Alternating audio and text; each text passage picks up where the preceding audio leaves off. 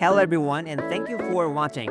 In this series, Hiro, railway professional, explains the essential things you should understand before traveling in Japan for the first time. The railway network, ticket systems, how to use trains, and many other important points that will help you travel with confidence. Last year, I released an older version of this guide, but I have completely reviewed and rebuilt the content to make it even clearer. And I have updated everything to reflect the latest information as of 2026. If you watch this series, you will be able to travel around Japan with confidence. Of course, you can simply follow the route shown by a route search app or copy the route explained in a vlog. But once you understand the concept in this series, you will be able to creatively design your own railway journey in Japan. This series is filled with essential tips for enjoying Japan's railways more smartly. I have condensed my professional experience into just a few videos. I highly recommend watching all of them before you visit Japan.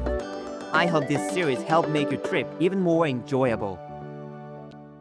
To understand how Japan's railway system works, the first thing you need to learn is the structure of the railway network. You may have heard of different types of railways: Shinkansen, JR, subways, and more. And many travelers feel overwhelmed when they first see the spider web-like railway maps. Before you get lost in the complexity of the map, there's one essential point you must know. This point is extremely important for understanding fares, train types, and ticket systems, which I will explain later.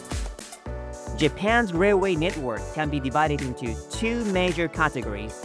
First, the JR group, and second, everything else. Japan's total railway length is about 27,000 kilometers, and the JR group accounts for about 19,000 kilometers of that.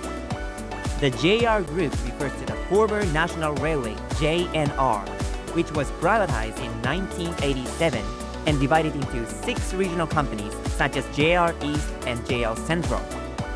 Although each company operates independently, the 6 JR companies share the same basic fare system and train categories.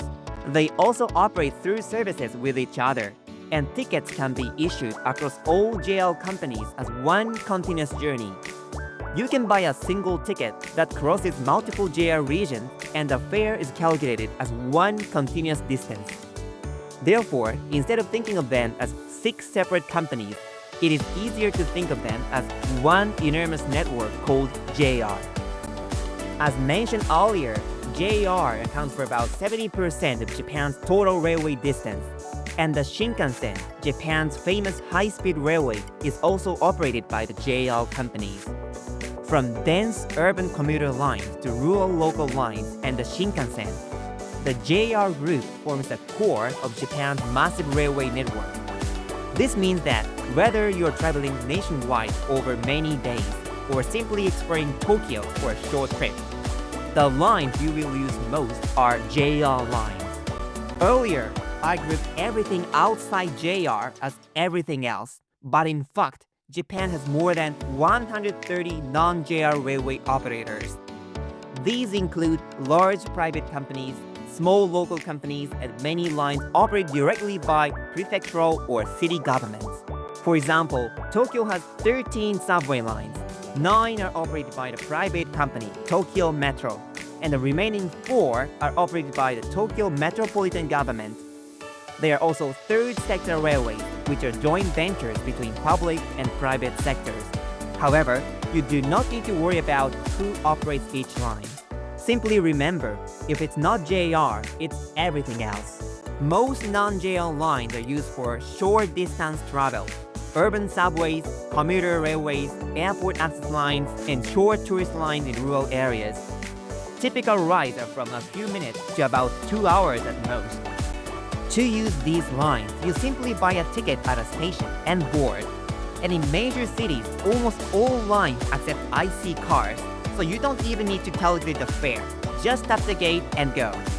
In recent years, more lines have begun accepting Visa contactless payments as well. I will explain ticket and IC cards in detail in a later chapter. The railway passes I will explain later are unlimited passes for the JR lines. To give you a preview, The 6 JR companies jointly sell the Japan Rail Pass, which allows unlimited travel on the JR lines nationwide. There are also regional passes which each JR company sells for its own area. Some passes include non-JR lines through partnerships, but these are relatively rare. Before moving on, I want to explain something about major cities like Tokyo, Osaka, and Nagoya. In cities such as Paris or Seoul, different directions often have different terminal stations. Japan, however, generally follows the idea of having one large central terminal in each city. Tokyo has several major stations like Tokyo, Shinjuku, and Shibuya. But the Shinkansen and most long-distance trains are concentrated at Tokyo Station. Nagoya and Fukuoka follow the same pattern. However, some cities such as Osaka have separate terminals for the Shinkansen. For example, Osaka Station and Shin Osaka Station are different locations. This is not a mistake or inconsistency. It is due to Japan's railway history and technical reasons.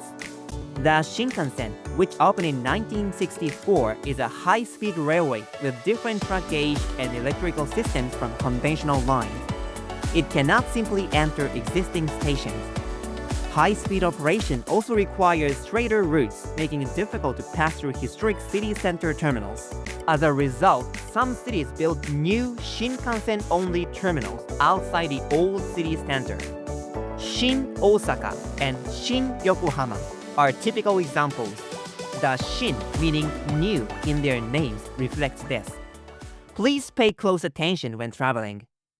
Now that we've mentioned the Shinkansen, you may wonder, do I need different tickets for regular trains and the Shinkansen? What exactly are local, express, and other train types? Don't worry, it's simpler than it looks. All JR trains can be categorized into just 4 types.